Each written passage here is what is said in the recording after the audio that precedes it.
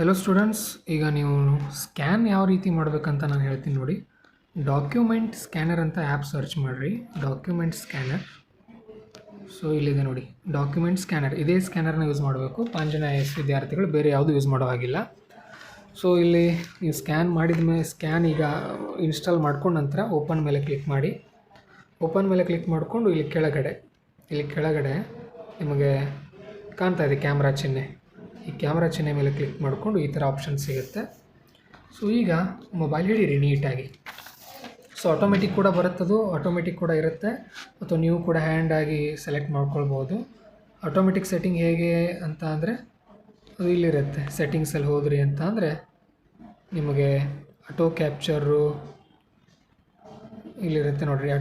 Auto capture time ಅಂತ ಇರುತ್ತೆ. ನೀವು ಸೆಲೆಕ್ಟ್ ಸೆಕೆಂಡ್ಸನ್ನು ಸೆಲೆಕ್ಟ್ ಮಾಡ್ಕೊಳ್ಬೋದು. 2 ಸೆಕೆಂಡ್ಸ್ ಅಂತ ನಾನು ಇಟ್ಟಿದ್ದೀನಿ.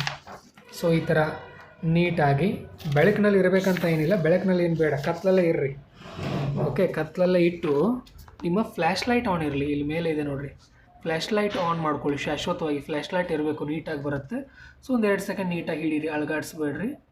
ಓಕೆ, ಒಂದು ಪೇಜ್ ಆಯಿತು. ಕಂಟಿನ್ಯೂ ಅಂತ ಅನ್ರಿ, ಮತ್ತು ಇನ್ನೊಂದು ಸಾರಿ ಹಿಡೀರಿ, ಮತ್ತೆ ತೊಗೊಳುತ್ತೆ. 2ನೇ ಪೇಜು ಈ ಥರ ನೋಡಿರಿ, ಅದು ನೀಟಾಗಿ ತೊಗೊಳುತ್ತೆ. ಇಲ್ಲಾಂದ್ರೆ ಹೆಚ್ಚು ಕಮ್ಮಿ ಆಗಿತ್ತು ಅಂದರೆ ನೀವು ಈ ಥರ ಸೆಲೆಕ್ಟ್ ಮಾಡ್ಕೊಳ್ಬೋದು. ನೆಕ್ಸ್ಟ್ ಕಂಟಿನ್ಯೂ ಅಂತ ಒತ್ತಿರಿ.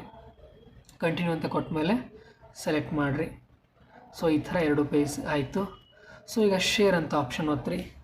ಶೇರ್ ಅಂತ ಒತ್ತಿದ ಮೇಲೆ ನಿಮಗೆ ಆಪ್ಷನ್ ಸಿಗುತ್ತೆ. ಏನು ಶೇರ್ ಎಂಟೈರ್ ಡಾಕ್ಯುಮೆಂಟ್ ಅಂದರೆ 2 ಪೇಜನ್ನ ಕಳಿಸ್ಬೇಕಾ ಅಥವಾ ಒಂದೇ ಪೇಜ್ ಅಂತ ಕೇಳ್ತಾ ಇದೆ. ಅದು ಎಂಟೈರ್ ಡಾಕ್ಯುಮೆಂಟ್ ಅಂದರೆ ಎಂಟೈರು, ಅಥವಾ ನೀವು ಇದು ಬೇಕಂದರೆ ಅದು ನೇಮ್ ಕೊಡಿರಿ. ಅದಕ್ಕೆ ನಿಮ್ಮ ನೇಮ್ ಕೊಡಿರಿ, ಏನು ಕಳಿಸ್ತಾ ಇದ್ರೆ ಅದನ್ನು ಕೊಡಿರಿ. ಬೇಕಾದರೆ ಆನ್ಸರು, ಓಕೆ, ಎಕಾನಮಿ ಈ ಥರ ಕೊಟ್ಟು ನಿಮ್ಮ ನೇಮು ಈ ಥರ ಅಡ್ಡ ಶೀಟ್ಗೆ ಹಾಕಿ ನಿಮ್ಮ ನೇಮ್ ಕೊಡಬೇಕು. ಉದಾಹರಣೆಗೆ ಪ್ರವೀಣ್ ಅಂತ ನಂದು ಕೊಡ್ತೀನಿ ನಾನು.